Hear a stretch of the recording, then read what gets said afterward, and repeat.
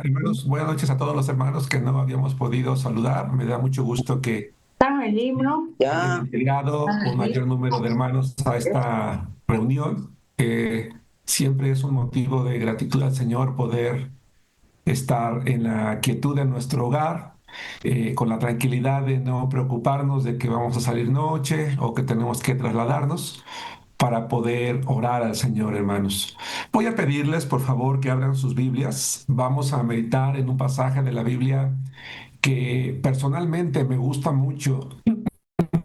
Es un pasaje que me encanta porque el mensaje que tiene este verso de la Biblia es un mensaje que se da en un momento en el que el pueblo de Israel requería eh, saber o requería recordar quién estaba bajo el cuidado de quién estaban, de quién era Dios, de qué es lo que Dios quería, deseaba y podía hacer para su pueblo.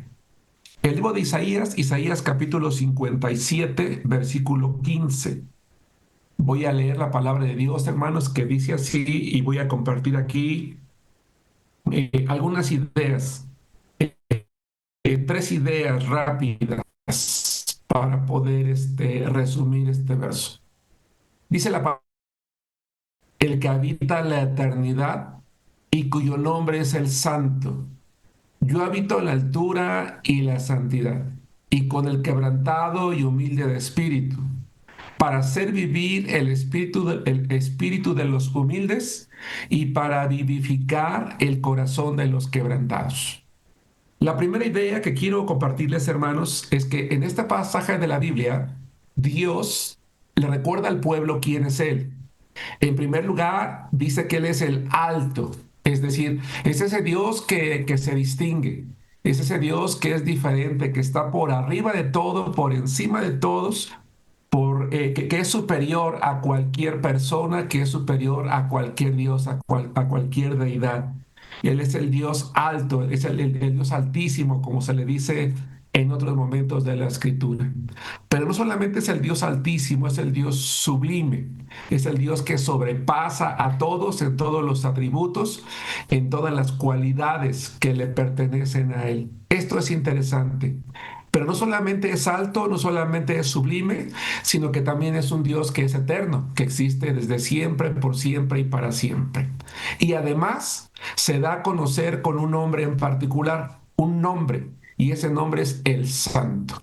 Si ustedes, hermanos, recuerdan sus lecturas bíblicas, para aquellos hermanos que les gustan los detalles, en el libro de Isaías, a través de sus 66 capítulos, la palabra santo que describe a Dios se repite por más de 80 ocasiones, y esto es interesante, porque el pueblo de Israel lo primero que tenía que recordar es que Dios es un Dios santo, es un Dios que no tiene ninguna relación con el pecado, que no hay ninguna maldad en él, que ninguno de sus atributos son imperfecciones, sino que son perfecciones, de tal manera que todo lo que él quiere para su pueblo es bueno. Había ocasiones en las que el pueblo pasaba por dificultades, que el pueblo pasaba por adversidades, que el pueblo pasaba por pruebas, o les había dado toda una serie de mandamientos que tal vez en algún momento dado el pueblo podría considerar como gravosos, como difíciles, como complicados. Pero por eso le recuerda que su nombre es santo, que nada de lo que él hace tiene un doble sentido, sobre todo un sentido malo, no hay nada oculto en él. Pueden confiar en él porque él es santo, pueden creer que está con ellos siempre porque es eterno, pueden creer que no hay nadie más como él porque es alto y nadie tiene los atributos suyos porque es sublime. Qué maravilloso. Ese mismo Dios que le está recordando al pueblo de Israel quién es Él, es el mismo Dios al cual nosotros le estamos orando en este momento y el mismo Dios en el cual nosotros hemos creído. Ahora bien, la segunda idea que comunica, hermanos, este versículo 15, y yo les animo a que después ustedes lo estudien de manera más profunda, es que una vez que Él se menciona a sí mismo o se llama a sí mismo con el nombre santo, Él nos va a decir tres cosas. En primer lugar, dice, habito en la santidad. Ya dice, yo soy santo, pero ahora repite o confirme o afirma, dice, yo habito en la santidad. Pero no nada más esa santidad en la cual yo habito, dice, está limitada a la altura o está limitado al lugar donde yo pertenezco. No, dice, habito con el quebrantado. Y es allí donde quiero que tú y yo, hermano, hermana, los que estamos aquí reunidos, pensemos en lo siguiente. Así como el pueblo de Israel tenía que recordar que en todo momento Dios estaba con ellos, no hay nadie más grande, más santo, más sublime, más perfecto, más poderoso. Pero no solamente eso, que no tenían por qué sentirse descuidados en ningún momento a pesar de la adversidad, porque dice, yo habito con el quebrantado, yo estoy a su lado, estoy con él, estoy con ellos. Nosotros como hijos de Dios hoy en día, hermanos, podemos estar seguros que Él habita con nosotros. Él está a nuestro lado, Él está al pendiente, Él nos está viendo, Él conoce.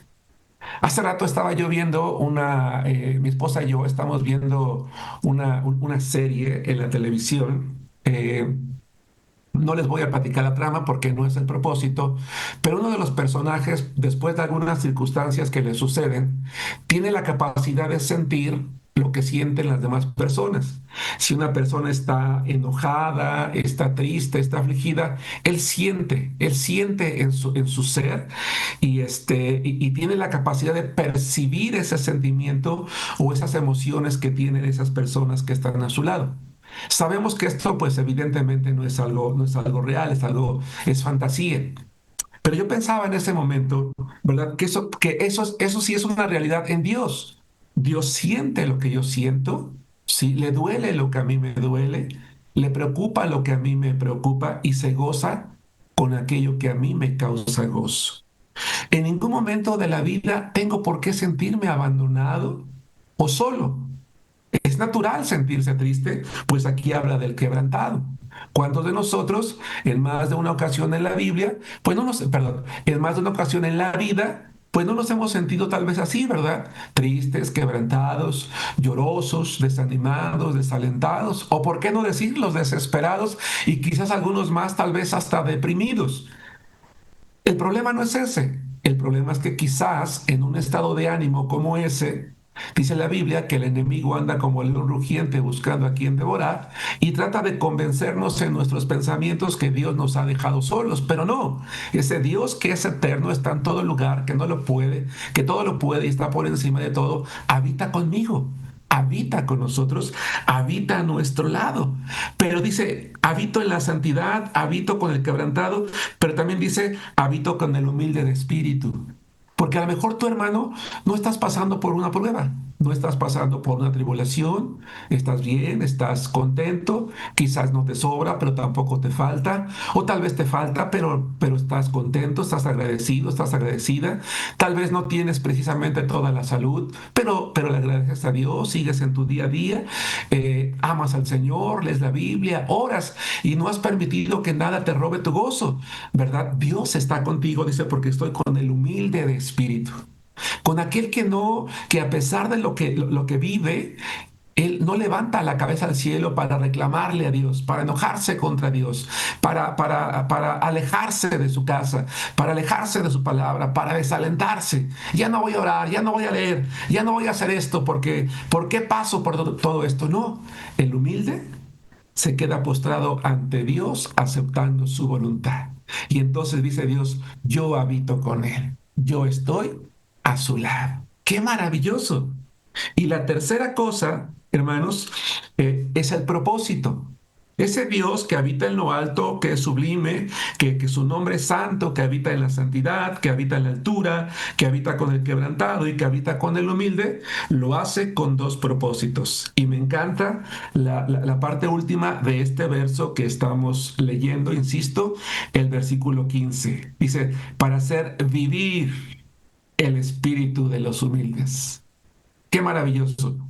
Porque cuando yo me siento más desanimado, más desalentado, más quebrantado, más solo, más triste, lo que yo puedo hacer es ir con Dios y recargarme con Él. Dice, yo habito contigo para hacer vivir tu espíritu, para darte las fuerzas, para levantarte, para fortalecerte, para que te des cuenta que sí se puede salir adelante, para que te des cuenta que sí es posible vencer, para que te convenzas que aquello que tú estás pasando, viviendo, sintiendo o imaginándote no es más fuerte que yo, no es más fuerte que tú, porque yo estoy contigo y estoy aquí para darte vida. Recuerdo que cuando el salmista Esdras en el capítulo 119, entre los muchos versos que escribe en varias ocasiones, 3 o 4, le dice a Dios, vivifícame con tu espíritu. Es decir, dame vida. Hazme sentir la vida. Hermanos, ¿qué es la vida cristiana? La vida cristiana, hermanos, es vida. Cuando Pablo escribe a los Gálatas, con Cristo estoy juntamente crucificado, ya no vivo yo, mas vive Cristo en mí, lo que vivo en la carne, lo vivo en la fe del Hijo de Dios, el cual me amó y se entregó a sí mismo por mí. 4 veces repite la palabra vida, porque el cristianismo es eso, es una vida a través de la vida de Cristo. Dios no nos dio vida para vivir muertos o para vivir muriendo, nos dio vida para vivir viviendo.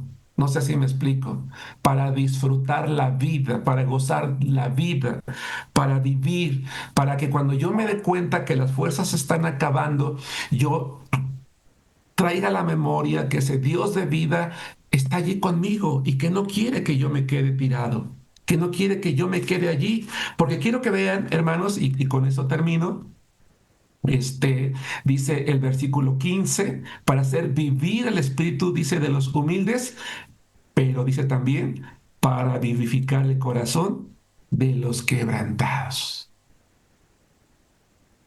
Y si se dan cuenta, las dos ideas son semejantes, son la misma. ¿Por qué? Porque le doy vida al que está quebrantado y mantengo la vida del que es humilde.